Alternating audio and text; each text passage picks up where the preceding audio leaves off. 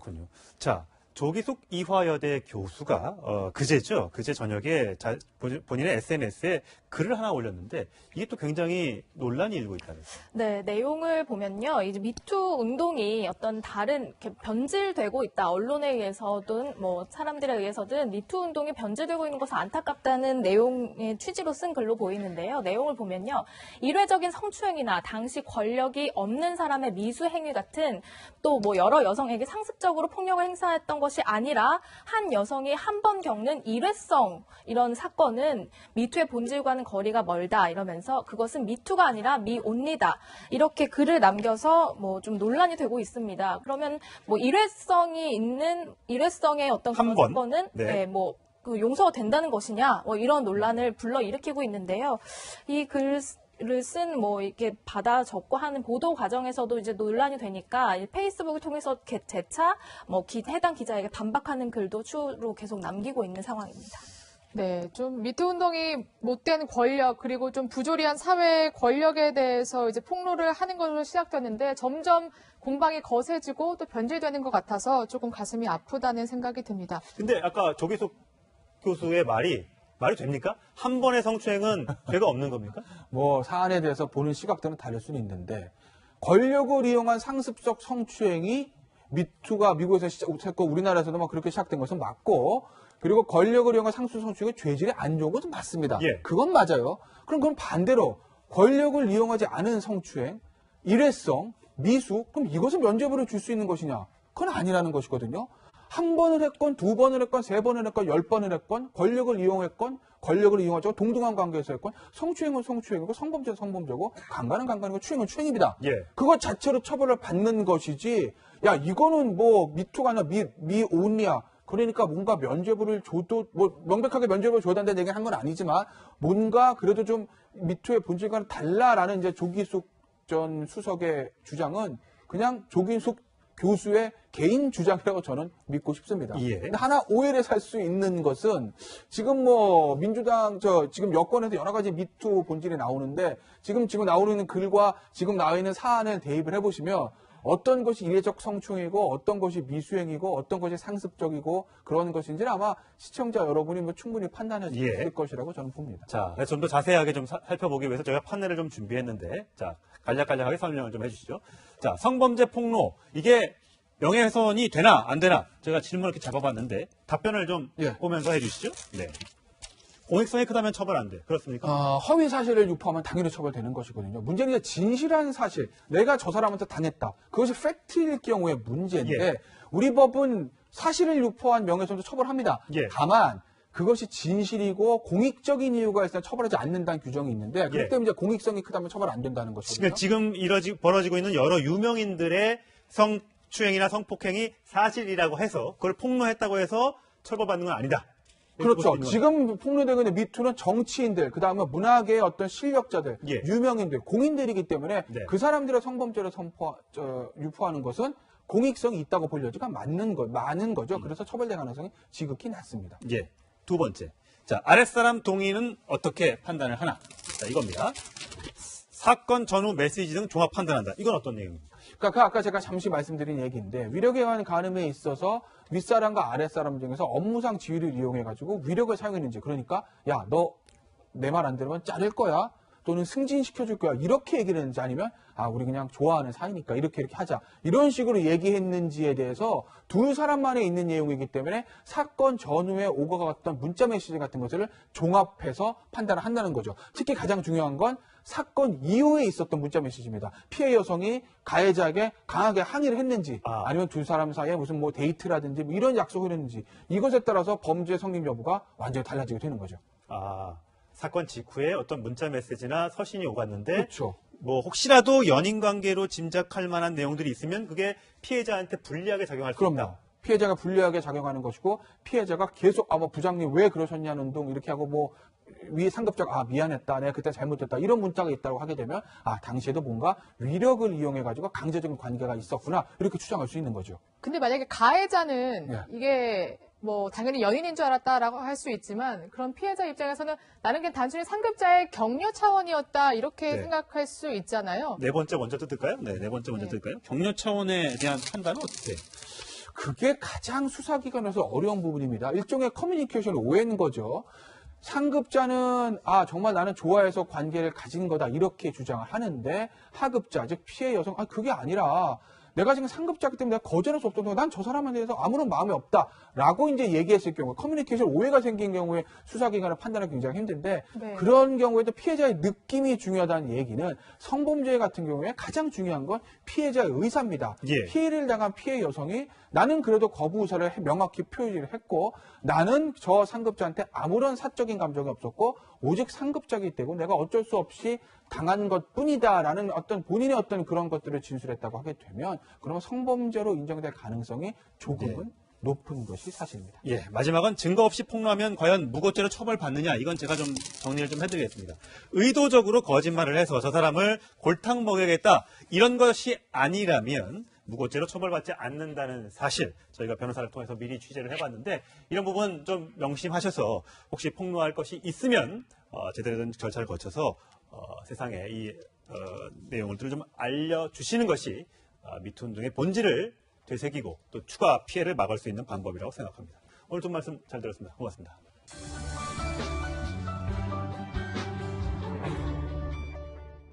자, 성폭행 의혹이 일어난 장소가 바로 안전지사의 친구인 건설사 대표 소유의 이제 마포에 있는 한 오피스텔이었습니다. 근데 이 건설사가 충남에서 발주하는 어떤 건설 공사를 따냈다 이런 보도가 나왔습니다. 네, 말씀하신 대로 이 해당 그 오피스텔을 소유한 건설 업체는요, 안전지사의 좀 친구인 S씨가 네. 대주주로 있는 토목 회사입니다.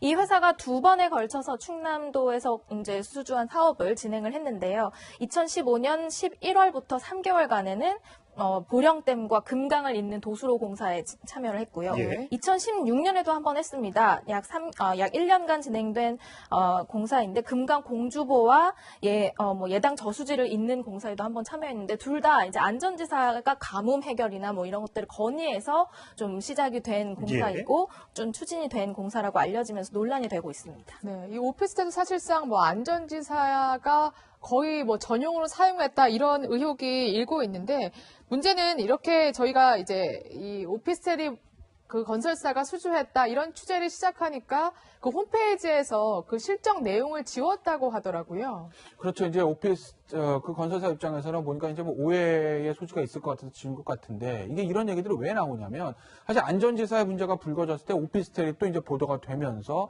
이 검찰에서도 다른 모든 의혹들에 대해서 한번 살펴보겠다는 얘기를 합니다. 그런데 이 오피스텔을 제공한 것들 뭐 아주 좋게 생각하면 그 오피스텔의 실질적인 소유주가 안전지사의 오래된 친구기 때문에 내가 뭐 친구를 위해서 돈을 주는 것도 아니고 서울에 있을 때 잠깐 뭐 사용하라고 무상 제공을 했다. 이렇게 뭐 선의로 해석할 수 있는 여지, 그러니까 편의 제공, 선물 이렇게 해석할 여지도 없는 것은 아닙니다. 아주 좋게 해석하면요. 근데 다만 이 회사가 안희정 전 지사가 충남도지사를 재직할 때 관급 검사에서 직접 하청은 아니지만 재하청을 통해 가지고 여러 가지 공사 일감을 따내갔기 때문에 혹시 그런 대가관계가 있는 건 아닌지 그 대가관계로서 이 오피스텔 무상 제공 외에 혹시 다른 금전이나 편의를 제공한 것은 아닌지 이런 것들을 좀 검찰도 살펴볼 수도 있기 때문에 아마 그 건설회사 입장에서는 홈페이지에 충남도와 관계된 그런 부분들을 조금 오해를 피하기 위해서도 좀 내린 그런 측면들이 있겠죠. 근데 오늘 아침 또 언론 보도를 보니까 이런 것도 문제가 제기되니까 당시 우리가 일부러 내린 건 아니고 뭔가 시스템상 문제가 있어서 그런 건데 곧 다시 예전대로 복구를 하겠다고 입장을 밝혔다고 합니다. 네, 여러 가지 안전지사가 경기도 인근에서 대학 친구의 어떤 그 가건물에서 기거하면서 앞으로의 검찰 재소환에 대비를 하고 있다는 소식 전해드렸는데 계속 이러한 또 의혹들이 계속 불거져 나오면서 안전지사 측은 곤혹스러운 입장인 것 같습니다. 자, 이 미투 운동이 이제 계속 이어지면서 2차 피해도 계속해서 발생을 하고 있는데 김지은 씨죠.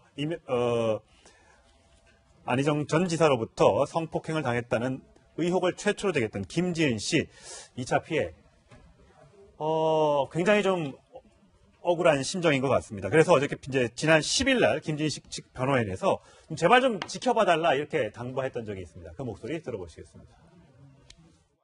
특별히 좀 당부드리고 싶은 것은 지금도 이제 피해자에 대한 그 악의적인 소문, 그다음에 허위 사실, 그리고 이제 사적인 정보들이 유출이 되고 있는데 이런 부분들은 이제 피해자에 대한 2차 피해들이기 때문에 그걸 또 언론, 그다음에 국민들이 좀 그렇게 하지 않도록 좀 지켜봐 주시기를 그걸 좀 당부를 드리겠습니다. 네. 지금 2차 피해, 특히 가족들을 가지고 각종 유언 비어가 퍼지고 있는데 이 부분에 대한 좀 자제를 부탁을 했고요.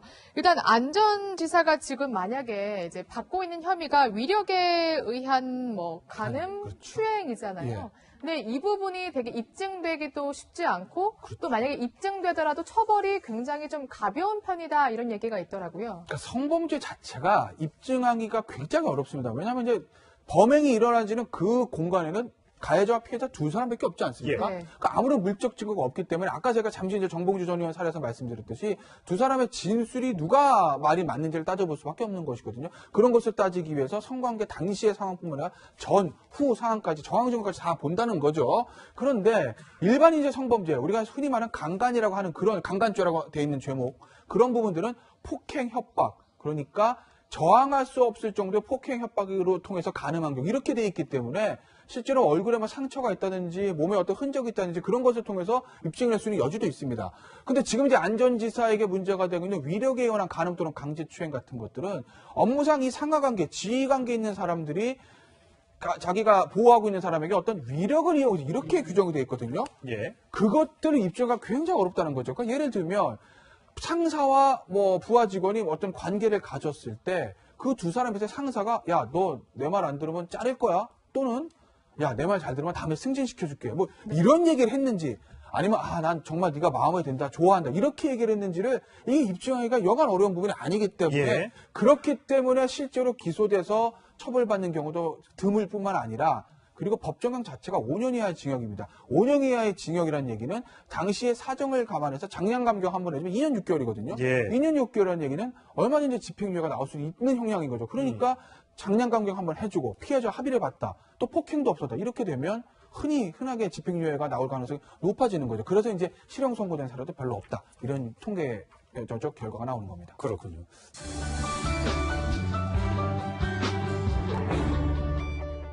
네. 지금 들어온 속보가 하나 있다면서요?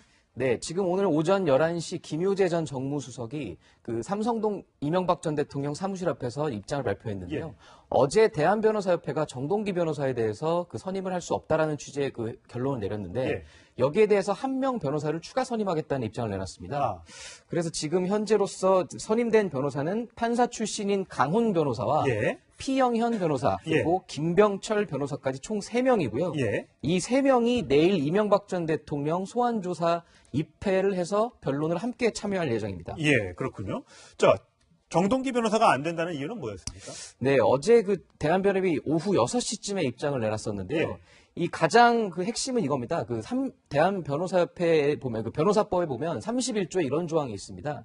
그 공무원이 직무상 취급했던 사건을 수임할 수 없다. 예. 그런데 이 정동기 변호사 같은 경우는 2007년 당시 검찰이 BBK와 도곡동 땅 의혹을 수사할 당시에 예. 대검찰청 차장검사를 있었습니다. 예. 이 사건을 보고받고 지휘할 수 있는 위치에 있었기 때문에 아. 당시에 취득했던 정보를 가지고 지금 이명박 전 대통령 변호를 하는 것은 위법 소지가 있다. 이런 취지로 내놓은 결론입니다. 그럴 리는 없겠지만, 그러니까 박근혜 전 대통령의 변호를 우병우 전 민정수석이 맡는다. 이건 좀 안 된다. 뭐 이런 뜻으로 해석할 수 있습니까? 그렇죠. 정확하게 그런 의미입니다. 예. 그러니까 실제로 박근혜 전 대통령에 대한 변호에도 그 박근혜 전 대통령 청와대에서 근무했던 인사들은 전혀 포함되지가 못했죠. 같은 취지로 해석하시면 될 것 같습니다. 예, 알겠습니다. 자, 이명박 전 대통령 소환 대비 검찰이 다 마쳤는지 모르겠는데 한 1001호, 이 1001호라는 숫자에도 의미가 있다면서요?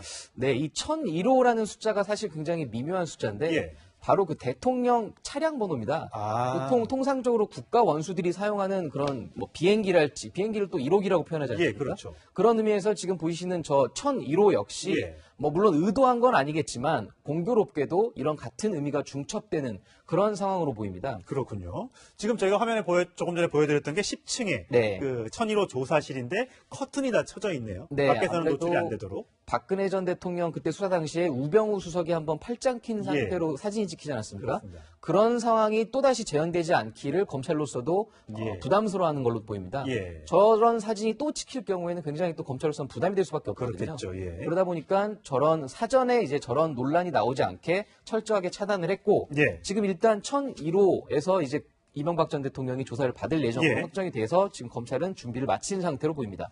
내일 뭐 나와봐야 알겠습니다만 점심이나 저녁까지 아마 조사를 길게 받을 것 같지 않습니까? 이렇게 되면 네. 식사는 검찰 쪽에서 제공을 합니까? 그게 그때그때 다릅니다. 지난해 박근혜 전 대통령이 3월 21일 검찰에 출석해서 당시에 점심, 저녁을 모두 검찰 청사에서 먹었는데요. 예. 당시에는 경호처에서 미리 준비해 갔던 도시락을 먹었습니다. 아. 점심 메뉴는 김밥과 유부초밥 그리고 샌드위치를 준비했었고 저녁에는 쌀죽을 먹었는데 이 모두 1001호 바로 옆에 붙어있는 1002호 휴게실에서 아. 혼자 식사를 하셨다고 합니다. 호칭은 대통령님, 그다음에 검사님 이렇게 님자를 붙여서 하는군요. 네, 아무래도 그 예우 차원에서 이런 호칭 문제도 신경을 쓸 수밖에 없는데요. 검찰은 아무래도 전직 대통령에 대한 예우 차원에서 대통령님이라는 호칭을 쓸 것으로 보이고 네. 지난해 박근혜 전 대통령도 조사를 받으면서 검사님이라고 했던 것처럼 이명박 전 대통령 역시 비슷한 호칭을 사용하지 않을까 지금까지는 그렇게 분석되고 있습니다. 예. 자, 지난해 3월 21일이죠. 박근혜 전 대통령이 검찰 청사에 출석하면서 아주 짧은 메시지를 발표했습니다. 들어보시겠습니다. 국민 여러분께 송구스럽게 생각합니다. 성실하게 조사에 임하겠습니다. 전 대통령이 그렇게 얘기했는데 이명박 전 대통령은 어떤 입장을 내놓을까요? 아무래도 이명박 전 대통령은 박근혜 전 대통령보다는 좀 더 긴 입장을 내놓을 가능성이 높습니다. 아까 오전 11시에 김유재 수석도 참모들과 이제 이명박 전 대통령이 대국민 메시지를 조율하는데 지금 상당 시간 공을 들이고 있다는 취지로 표현을 했거든요. 예. 박근혜 전 대통령은 지금 아까 저 두 문장에 꼬박 29자였습니다. 예. 8초밖에 안 걸렸는데요. 아, 예. 아마 이명박 전 대통령은 굉장히 다를 것으로 보입니다. 과거 역대 대통령들이 지금 조사받았던 그 현황들을 보시면 예. 다들 짧게 한마디씩 했거든요. 아, 노태우 전 대통령 국민에게 죄송합니다. 물론 전두환 전 대통령은 소환에 불응하고 골목 설명을 내놨고 노무현 전 대통령 역시 굉장히 짧게 발언을 하고 검찰 조사를 받으러 갔었는데 예. 이명박 전 대통령은 아무래도 조금 다를 것으로 보이는데 내일 아마 상황을 좀 지켜봐야 될 것 같습니다. 예.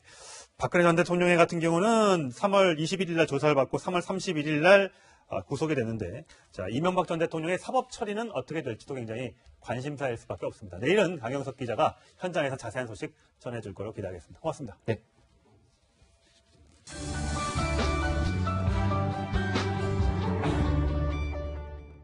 최근 위수지역 폐지 문제를 두고 주민들과 군인들이 팽팽히 맞서고 있는데요. 어떤 일인지 최주영 기자와 함께 짚어보겠습니다. 안녕하세요.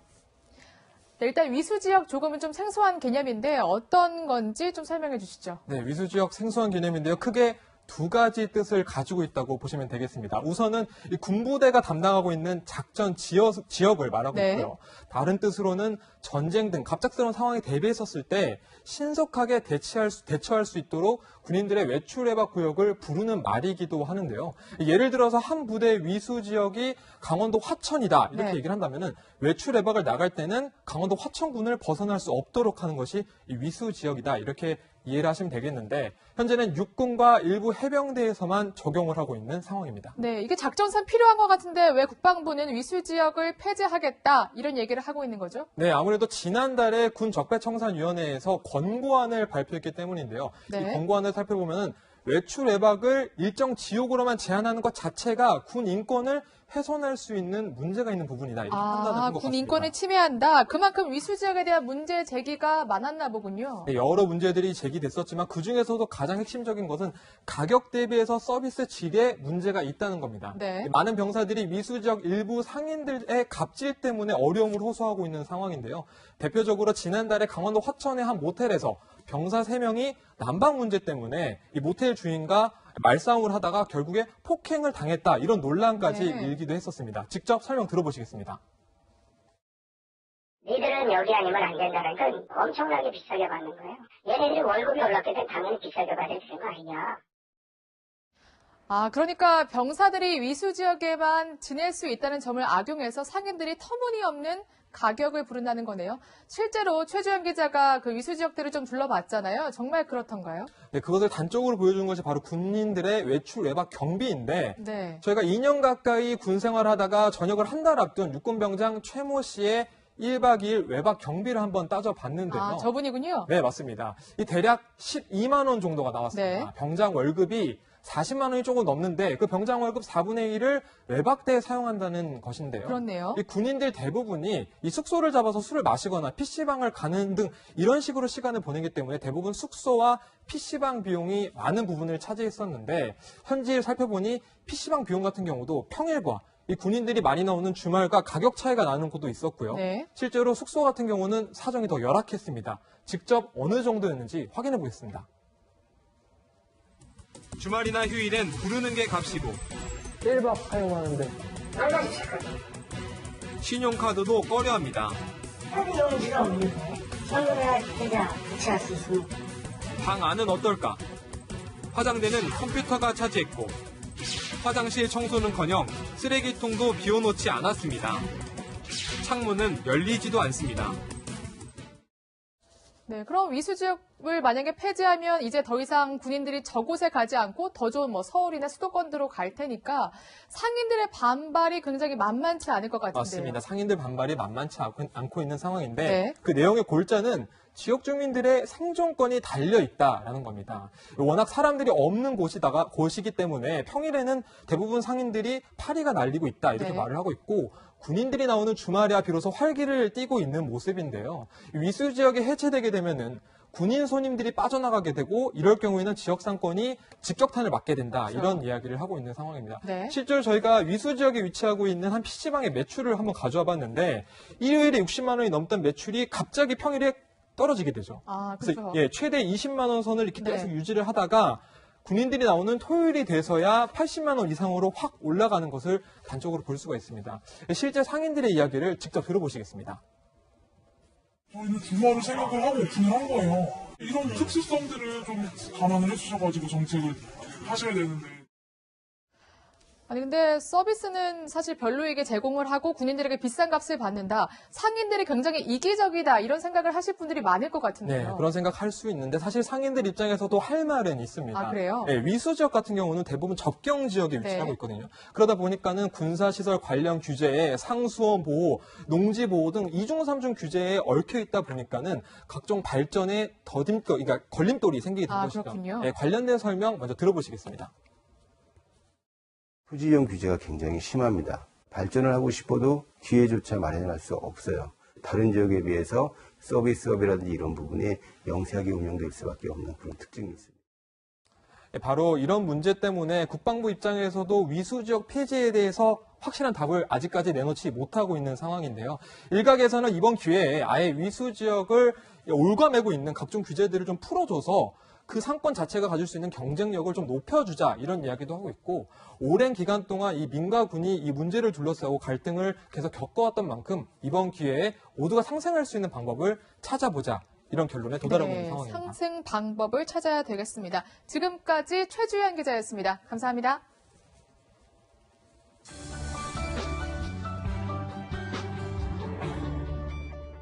첫 민간 출신 금융감독 원장이었던 최영식 원장이 어제 전격 사임했습니다. 친구 아들의 채용 특혜를 줬다는 의혹에 휘말려서인데요. 자세한 이야기 취재기자 연결해서 들어보도록 하겠습니다. 자, 김현지 기자, 이 최 원장이 어제 오후에 갑작스럽게 사퇴서를 제출했는데 왜 그랬던 겁니까? 예, 그 사임 의사를 밝혀온 건 3시가 넘어섭니다. 이 3시에 긴급 임원회의를 소집해서 여기에서 사의를 밝혔다고 금감원이 밝혔습니다. 이 최 원장은 5년 전에 하나금융지주 사장으로 재직했는데요. 이 당시에 최 원장의 대학 동기인 친구가 자기 아들이 하나은행 공채에 응시했다 이렇게 전해와서 그 친구 아들의 이름을 인사 담당자에게 전달한 겁니다. 이 최 원장은 단순히 이름만 전달했을 뿐 채용 과정에는 전혀 관여하지 않았다라고 주장을 했지만 사장이 특정인의 이름을 전달한 것만으로도 압력이 된다. 또 금융회사의 채용 비리를 조사하는 기관의 수장이 오히려 채용 비리에 연루가 돼서 신뢰와 공정성을 훼손했다라는 비판을 받아왔습니다. 단순히 뭐 이름만 전달했다 이것이 과연 맞는지는 모르겠습니다만 자, 최 원장 본인은 일단 잘못했다 이렇게 인정하고 있습니까? 예, 그렇지 않습니다. 최 원장은 여전히 자신은 불법적인 행위를 저지른 적이 없다라고 주장하고 있습니다. 그럼에도 불구하고 사의를 표명한 것은 이름을 인사팀에 전달한 것에 대해서 국민들이 부당하다라고 볼 수 있고 또 금감원 수장으로서 공정성을 지키기 위해서다라고 설명을 하고 있습니다. 그런데 이제 일각에서 제기됐던 의혹 가운데 이게 벌써 한 5년 전쯤의 일인데 이게 갑자기 왜 불거졌느냐. 이게 금융당국이 하나은행, 하나금융 쪽의 인사 문제를 조사하는 와중에서 불거졌기 때문에 혹시 이게 금감원과 하나금융 간의 어떤 알력이다, 힘겨루기다 이런 보도가 있던데 이게 사실일까요? 예, 사실 작년 말부터 금감원이 이 하나금융과 정면 대결 양상을 벌여온 것이 사실입니다. 예, 금감원은 그동안 하나은행 채용 비리에 대해서 계속 파헤쳐오고 있고요. 또 하나금융의 차기 회장 선거 시에 3연임을 노리고 있는 김정태 회장에 대해서 날선 비판을 해왔습니다. 이 때문에 최 원장이 하나금융으로부터 역공을 맞은 것 아니냐라고 하는 이야기들이 나오고 있는 것이고요. 근데 금감원의 내부 분위기를 보면 이번 기사가 이 하나금융 고위층에서 흘러나온 것 아니냐라고 하는 의구심이 매우 강합니다. 그래서 이번에 최 원장의 이 사임 사건은 이 김정태 회장의 3연임을 결정하게 되는 23일 하나금융 주주총회에도 영향을 미칠 가능성이 매우 높은 것으로 전망됩니다. 네, 청와대는 오늘 문재인 대통령에게 공식 보고가 있을 것이라면서 사표 수리가 그때 가서 결정될 것이라고 합니다. 자, 김현지 기자 잘 들었습니다.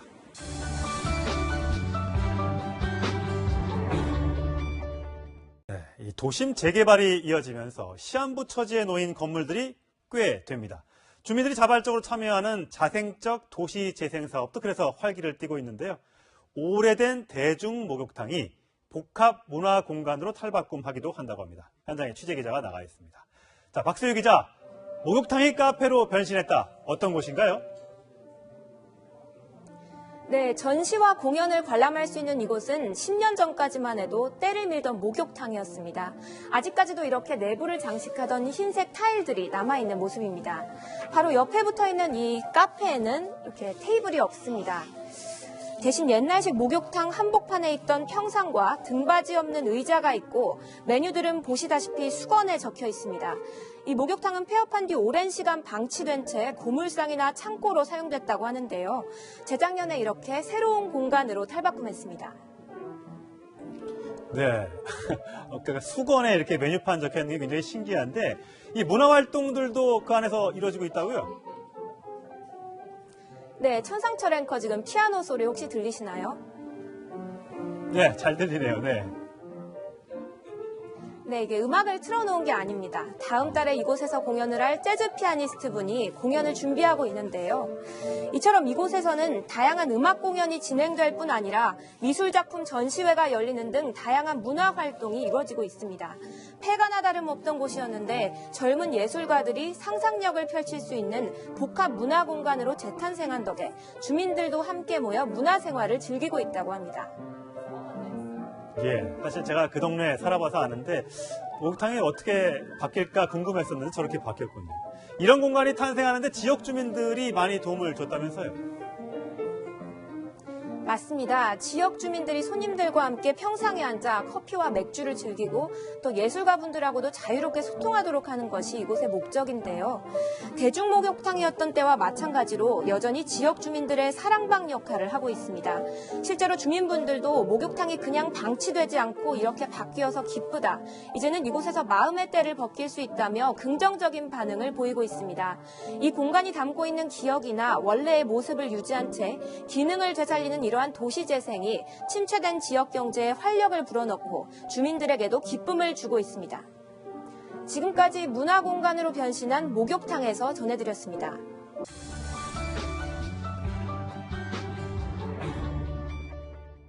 이명박 전 대통령의 검찰 소환이 이제 하루 앞으로 다가왔습니다. 이 전 대통령 측은 오늘도 검찰 조사에 대응할 전략을 짜는 데 총력을 기울이고 있습니다. 네, 그럼 이 전 대통령 자택 앞에 나가 있는 취재기자 연결하겠습니다.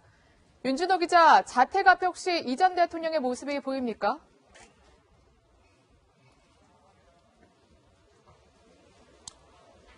네, 이 전 대통령의 논현동 자택은 오늘도 무거운 분위기 아래 긴장감이 감돌고 있습니다. 자택 주변에는 의경들이 외곽 경비를 서고 있고 차고 옆에는 시민 한 명이 이 전 대통령 구속을 촉구하는 피켓 시위도 벌이고 있습니다.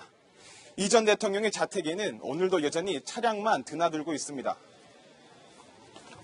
자, 검찰과 이 전 대통령 양측 모두 막바지 준비가 한창이겠네요.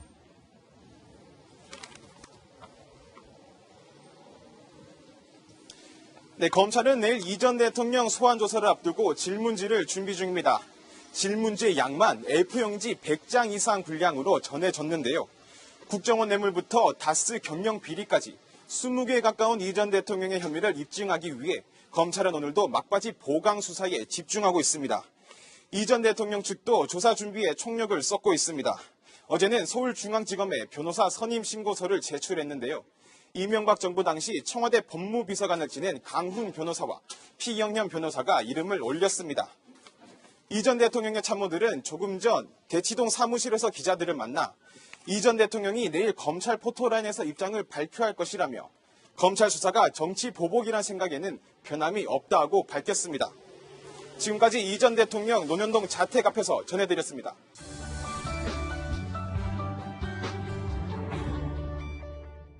문화계 미투 운동을 촉발시킨 연극 연출가 이윤택 씨가 이번 주 피의자 신분으로 경찰에 소환됩니다. 영화감독 김기덕 씨의 성폭행 의혹 사건도 경찰이 내사하고 있습니다. 황소영 기자가 보도합니다. 경찰은 연출가 이윤택 씨의 거주지와 극단 사무실 등 4곳을 압수수색했습니다. 경남 밀양에 있는 이 씨 사무실에서는 휴대전화도 제출받아 분석 작업에 들어갔습니다. 경찰은 이 씨를 고소한 여성 16명 중 10명에 대한 조사를 마쳤고 나머지 고소인 조사를 마치겠다는 계획입니다. 이번 사건 정말 엄중히 처벌해 주시길 바랍니다. 경찰은 현재 출국 금지 상태인 이윤택 씨를 이번 주 안에 피해자 신분으로 불러 조사하겠다고 밝혔습니다. 고소장에 포함된 1999년부터 2016년까지 이 씨의 성폭행과 성추행 혐의를 조사할 예정입니다. 한편 경찰은 성폭행 의혹이 제기된 영화감독 김기덕 씨에 대해 내사를 시작했고 영화배우 조지현 씨에게 성폭행을 당했다고 주장하는 여성과도 접촉을 시도 중이라고 밝혔습니다. 채널A 뉴스 황수연입니다.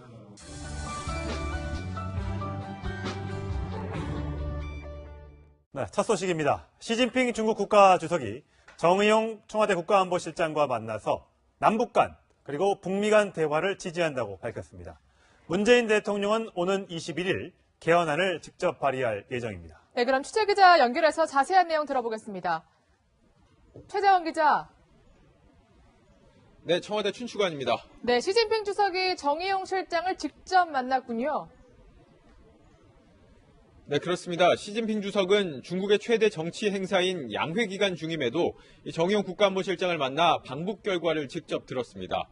시 주석은 이 자리에서 남북관계 개선과 북미 대화를 통해 우려를 해결하는 것을 지지한다고 말했다고 중국 외교부는 전했습니다.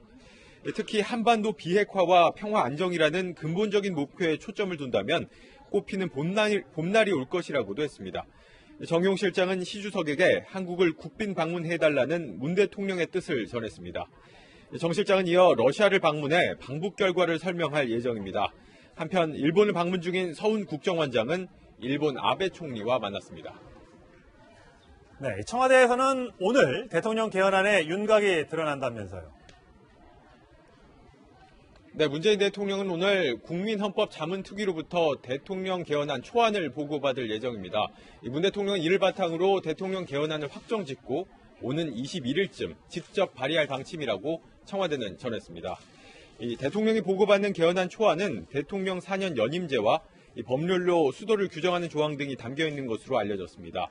헌법 전문에 5.18 광주 민주화 운동 등을 포함하는 방안도 반영됐습니다. 지금까지 청와대 춘추관에서 전해드렸습니다.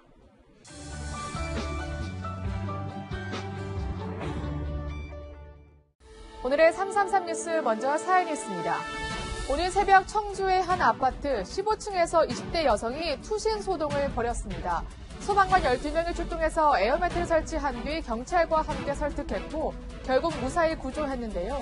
이 여성은 전 남자친구와 다툰 뒤 목숨을 끊으려 했다고 말한 것으로 전해졌습니다. 경기 고양시의 한 복합상가 7층에서 불이 나 한 명이 숨졌고 2명이 다쳤죠. 특히 숨진 40대 하모 씨는 연기를 피하려 창문 밖으로 몸을 내밀고 있다가 변을 당했는데 소방관들이 구조하려던 찰나여서 더욱 안타까움을 자아내고 있습니다. 저희들이 도착했을 때 그 추락하신 분이 얼굴을 내밀고 있었는데 저희들이 이 고가차를 인명구조하기 위해서 전개하는 과정에서 하염에 못 참고 추락했습니다. 이번 화재는 비상벨도 울리지 않았고 불이 난 7층에는 정작 스프링클러도 없었습니다. 반면 어제 서울 봉천동 오피스텔 화재는 스프링클러가 제대로 작동해서 사상자가 없었습니다. 벽은 온통 그을려 있지만 이렇게 바닥에 물이 흥건하고 또 불씨도 전혀 없죠. 주민들도 모두 안전하게 대피했고 출동 10분 만에 완전됐습니다. 다음은 국제뉴스입니다. 평창 동계올림픽 폐회식에 참석했던 이방카 미국 백악관 선임 보좌관이 후일담을 전했습니다. 천안함 폭침의 주범으로 지목된 김영철과 눈도 마주치지 않은 것에 대해서 수많은 사람을 죽인 남자를 대하기가 편치 않았다고 털어놨습니다. 프랑스 패션의 거장 지방시가 향년 91세로 세상을 떠났습니다. 오드리 헵번이 지방시의 검정 드레스를 입고 영화에 잇따라 출연하면서 이름을 알렸고 이후 1950년대와 60년대 유명 인사들의 패션을 도맡아 왔습니다. 미국 뉴욕에서 관광용 헬리콥터 한 대가 강으로 추락해서 조종사를 제외하고 승객 5명 모두 숨졌습니다. 탈출한 조종사는 탑승객의 가방이 비상연료 차단 버튼에 부딪히면서 연료 공급이 끊겼을 가능성을 제기했습니다. 마지막으로 생활 뉴스 살펴보겠습니다. 자녀 한 명을 고등학교까지 졸업시키는데 교육비 8,500여만 원이 드는 것으로 조사됐습니다. 그러니까 대학 등록금까지 합하면 1억 원 이상 거뜬히 드는 셈이죠. 특히 5060 세대는 자녀 뒷바라지에 부모 봉양까지 이른바 더블케어 이중고에 시달리고 있습니다. 네, 칫솔질할 때 잇몸도 신경 쓰시나요? 국민 10명 중 7명은 잇몸이나 치아 사이를 잘 닦지 않는 것으로 조사됐습니다. 치아엔 500여 종의 세균이 서식한다죠. 치갈 칫솔이나 치실로 꼼꼼히 칫솔질하고 입안을 수시로 헹구는 게 좋습니다. 서울시가 작은 야외 결혼식을 올릴 예비 부부를 신청받습니다. 장소는 월드컵 공원과 남산공원, 양재 시민의 숲인데요. 각 담당 부서가 다르기 때문에 잘 알아보시고 신청하시면 되겠습니다. 지금까지 333 뉴스였습니다.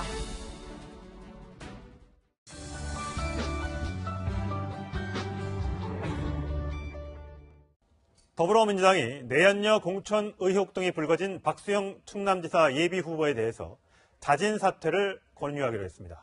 박 후보는 네거티브 공작에 굴복하지 않겠다며 경선 완주 의사를 밝혔지만 고민이 깊어지고 있습니다. 김타연 기자의 보도입니다. 박수현 예비 후보는 기자회견을 열어 부정청탁과 불륜 의혹을 정면 반박하며 사퇴 불가 뜻을 분명히 했습니다.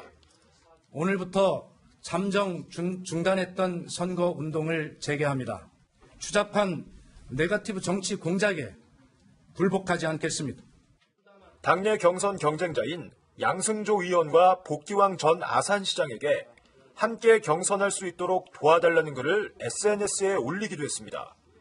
하지만 오후 들어 분위기가 바뀌었습니다. 더불어민주당이 자격 심사를 한 뒤 박 후보에게 자진 사퇴를 권유하기로 했기 때문입니다. 당의 입장이 난처한 만큼 스스로 결정해 주길 바라는 결정이었다는 분석입니다. 당으로부터 자진 사퇴 권유를 받은 박 후보는 거취를 두고 고심에 빠졌다고 측근이 전했습니다. 채널A 뉴스 김태형입니다.